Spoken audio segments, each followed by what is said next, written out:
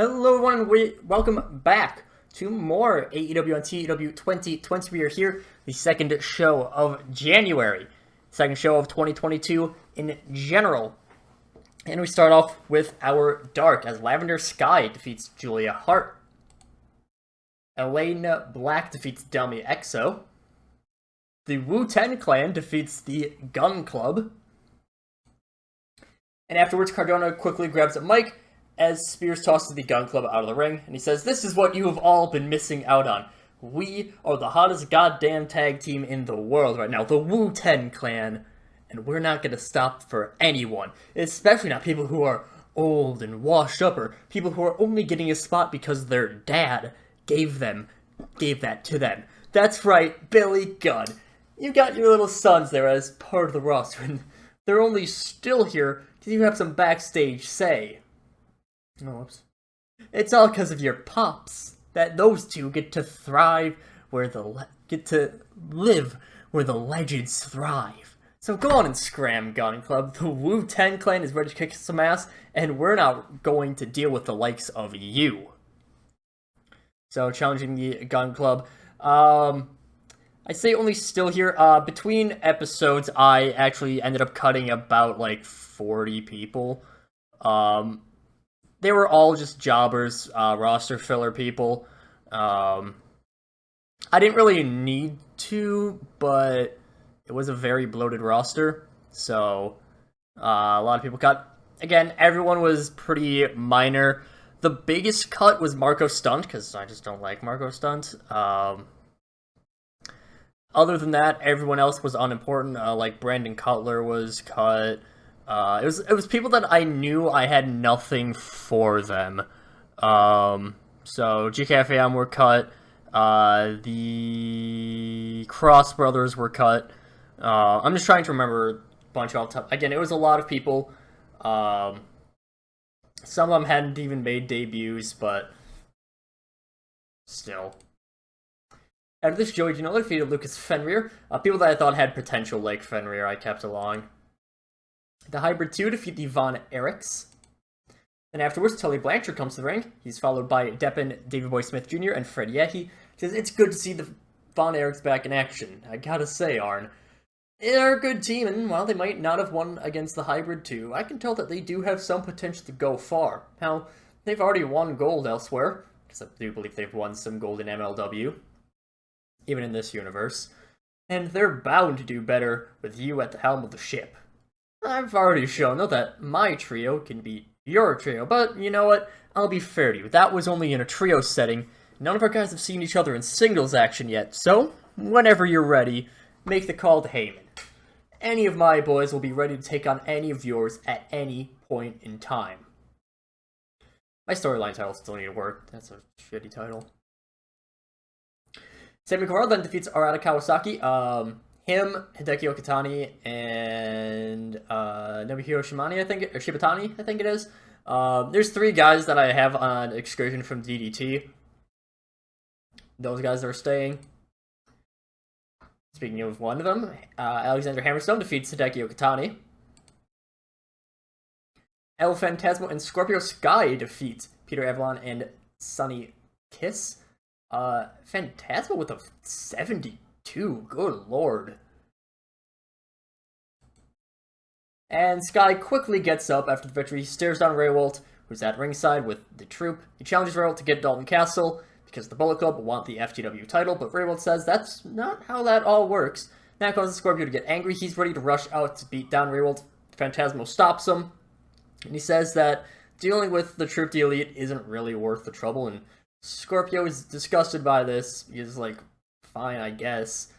For the Bullet Club members walk away. He still wants that FTW title, currently held by Dalton Castle. I gave it some other fanciful name. I don't remember what it is.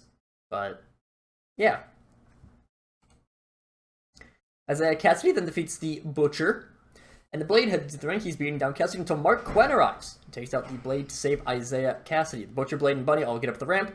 Cassidy challenges Blade for next week, and the tag team duo for the week after, now that the entire private party is back. Godfather, I'm imagining he returned this week as well with like a cat, as like a neck brace or something like that. He's still very obviously injured, but again, kayfabe injury, but you take what you can get. And then Ace Austin defeats Nat Murphy, who I haven't seen in a while. And that ends off our show of Dark as we move on to Dynamite. To begin our show of Dynamite, we have Dustin Rhodes defeating Dragon Lee, the Suplex Snap Neckbreaker. Of course, Dustin Rhodes currently on his last rodeo. Dustin looks ready to cut a promo when the Tron turns on to show the future. 2 members of the Princedom, 2 Regens. Say, you have to feel...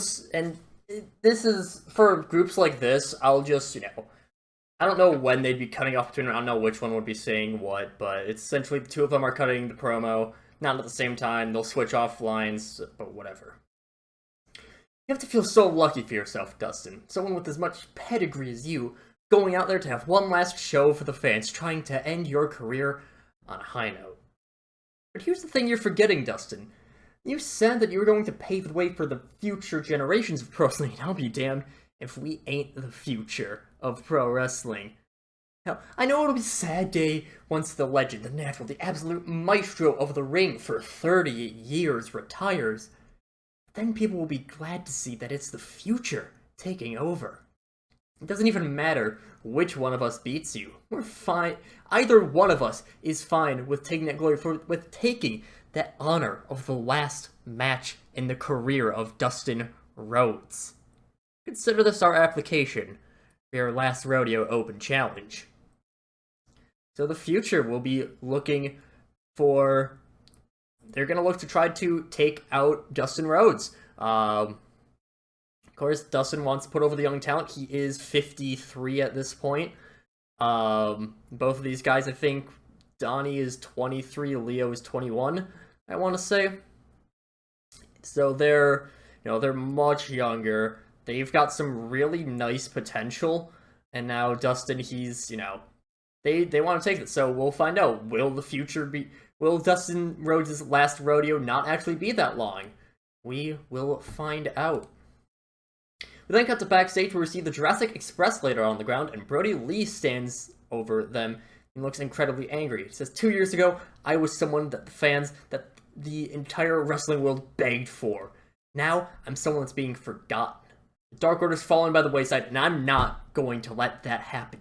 I am Mr. Brody Lee. I am the exalted one of the Dark Order. I am the former TNT champion, and I'm sick and tired of being left by the wayside. Jurassic Express, these 2 idiots will be the first to fall. Then, I'm going to prove the worth of the Dark Order. Piece by bloody piece. Brody, I have used the Dark Order incredibly poorly. I'll just say that straight up. Brody has not seen any matches since, November. He hasn't won anything big since before his title match, since the Battle Royale. So Brody is pissed as hell that he's been kind of forgotten. So now, kind of just playing off of my own ineptitude at booking, he's going after the Jurassic Express to get himself back on notice. After this, Utami defeats Rosemary in an incredibly quick match. Argentine backbreaker rack. He knew this was gonna happen. I already said that Rosemary was leaving, so yeah. Technically, the fans wouldn't know this. They, some of the smarks might know, I've heard rumors that Rosemary signed with WWE. But I'd imagine that the more casual fans, ones that aren't fully in the loop, wouldn't know that Rosemary was. Probably these people would barely even know who Tommy was, if they even knew Rosemary. Tommy just kicks ass. After that absolute destruction, Adam Cole applauds, and he beckons his cult to dispose of Rosemary. And then he has a mic, and he says, "Let this be a reminder. Anyone who fails to be useful to me will be met with imminent destruction. Rosemary's purpose was fulfilled. Now Tommy is going to rise to the task. That traitor Raven Creed has fallen too. But it's not just those within my ranks, within my congregation that are going to drop like flies. Kenny Omega and the Young Bucks. You three have made way too many enemies over the years, and like hell am I going to let that slide. Like hell are any of us going to let that slide. You know what? I've felt death before because of you three, and I'm more than happy to dish that right back to you. Adam Cole, unsurprisingly, still bitter at being murdered. Who'da thunk? After this, we have MJF outside the Allstate Arena in Chicago. And he says, to think it was 10 years ago in this arena that so many people thought they saw a new era in pro wrestling. The fan favorite, CM Punk, defeating the Titan among Titans. It was a crowning performance, the beginning of the legendary Summer of Punk. But here's the thing. That was 10 years ago. A lot can change in 10 years. In that time, AEW was founded. The new greatest of all time, MJF, came to the business. WCPW rose and fell, and your hero, your favorite wrestler in the world, Roddy Piper, is dead and rotting in hell. Time keeps turning, Phil. The clock never stops. And I think I've heard those church bells ringing for the death of your career since, I don't know, September 10th, 2016. No, sure, go ahead. Challenge me at Revolution. Last year, I slew a god of pro wrestling. And this year, I'm going to slay the god of the masses. CM Punk, you're on. I'm proud of this promo. I did have to ask a couple of people of, what dead wrestler that CM Punk would really like. Turns out Roddy Piper, CM Punk's favorite wrestler, so that works perfectly. And then, of course, the September 10th, 2016, that was CM Punk's UFC debut, where he lost in 2 minutes, I think it was. So, yeah. I'm proud of it. I always love writing MJF promos so much. After this, the Best Friends defeat the North. And then Antonio Banks, who was on commentary, he wasn't actually on commentary, he gets up and he talks to the arena. He says, "You all saw it last week, and you can see that I have delivered. The Best Friends have even more screen time on Dynamite.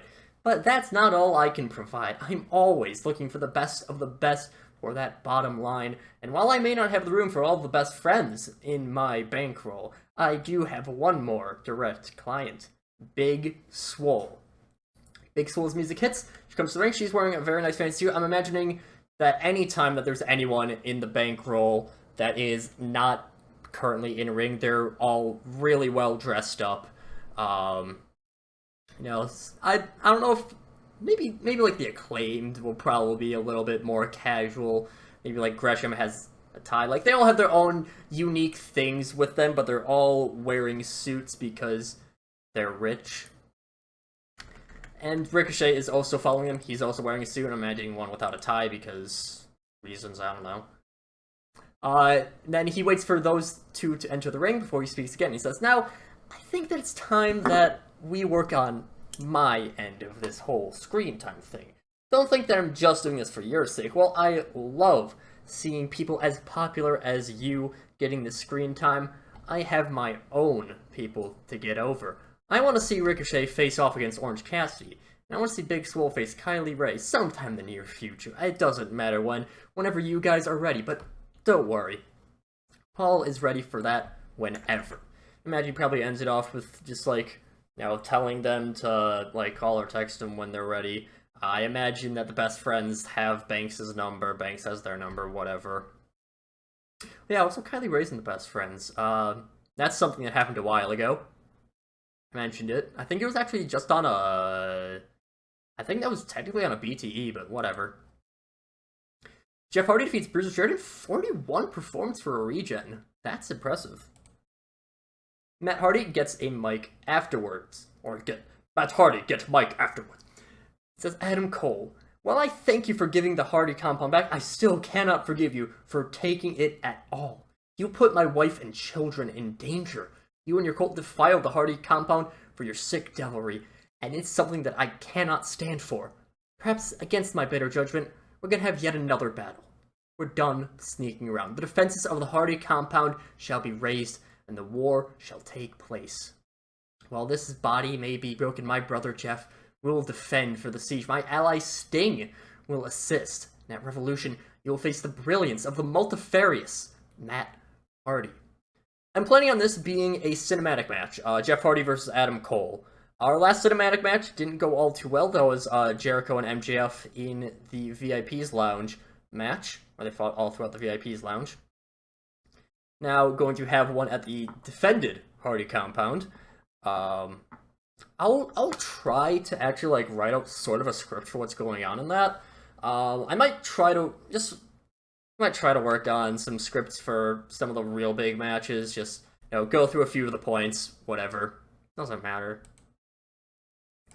After this, Pac is backstage with Brutality Inc., and he makes sure that his championship is shown. He says, "Well, I guess the Hangman's too scared to take me on, huh? That's no matter. I'm more than ready to take down Jon Moxley. What's he done recently? Nothing. Him or his crony Eddie Kingston, the asshole who stole the Lucha Bros from my Death Triangle.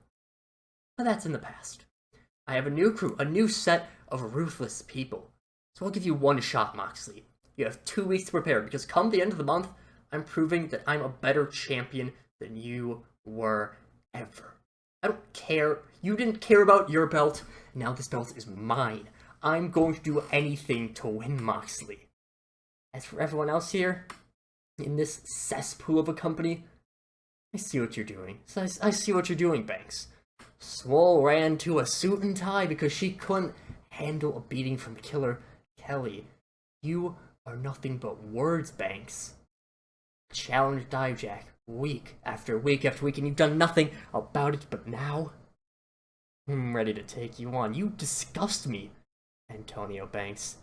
But I'm even more vicious against those people that I absolutely hate. So yeah, just tying in a bunch of storylines together. Darby Allin defeats Christopher Daniels. See a quick exhibition match. Following with Takahashi coming to the ring. Darby Allin's music play once... Oh my word, I'm struggling with my words. Once the music cuts out, Takahashi apologizes to Darby for losing the four-way. He says that he admires Darby's ability in the ring and his willingness to lay his body on the line for the sport. Takahashi challenges him to a one-on-one match, and Darby accepts. I don't know when this one-on-one match will take place. I'll probably see about some tag team matches beforehand. These two, they can put up a really good high spots match, I think. After this, Britt Baker defeats Kairi Hojo, and they have great chemistry. Very nice. Then Ashley Flair comes to the stage. The court are holding a mic for her. I'm imagining it's a standing mic. So, yeah. And Flair just says, "You're worried about why I'm the #1 contender to start the year? Haven't you seen my skill? I am the only person that could even come close to beating Kana in one-on-one action. So what? My record wasn't great. It's because people constantly needed to cheat to beat me. People who are less than me snuck a win over me. But if you're so determined to try to prove me wrong, I'll put my contendership for the pay-per-view on the line against you. Next week, you and me, dentist. I win, I keep my pay-per-view shot. And you... maybe I'll not add that. You win, I have my match on a Dynamite, and you get that pay-per-view booking." I was about to ad-lib, Britt Baker joins the Queen's Court as well. Nah. Just nah. So yeah, a little bit of a weird stipulation. Ashley Flair's still gonna have the first title match of the year, but if Britt Baker wins next week, Ashley Flair is going to get that title match on a Dynamite, probably the first Dynamite of February. If Flair wins, then she gets that pay-per-view booking, because it's more important to be on pay-per-view. It's a bigger stage. After this, we see Remy Sabay in gorilla position with Miro, as he's ready for his match for Fergal Devitt. Sabay hypes Miro up and says that regardless of who wins the match, Miro knows that he's earned his way up here. Miro's confused as to why Sabay's cheering him on, but Miro challenges Sabay to, but afterwards he's just like, whatever. How about after this match with Devitt, I have a match against you? Sabay's like, yeah, sure. It'll help both of them out, and it'll be something for the fans to be really excited about. We get a 76 rated match. Pretty nice there. Devitt defeats Miro, of course. Devitt, one of our best performers. Miro is good, but he's one of those people that I've really underutilized. There's a lot of people that I've underutilized, and I'm hoping that with just less people on the roster, I can kind of be like, oh yeah, this person's here. And I can focus on them more, but who knows? I never know with myself. 75 rating, pretty nice. And that finishes off our show of Dynamite, finishes off the episode. Utami is absolutely destroying Rosemary. I would guess that Utami's now unrecognizable. But yeah, got a few more storylines started, few more continued. I'm going to try to space out some of my bigger stories, or just space out my stories in general so I have more going on, using more people in the roster. I think for me, this is a really good use of a lot of people on the roster. There's still a lot of people that I didn't use, that I need to use more, or at least mention more, but it's a work in progress. But that'll do it for this episode, the second week of AEW in 2022.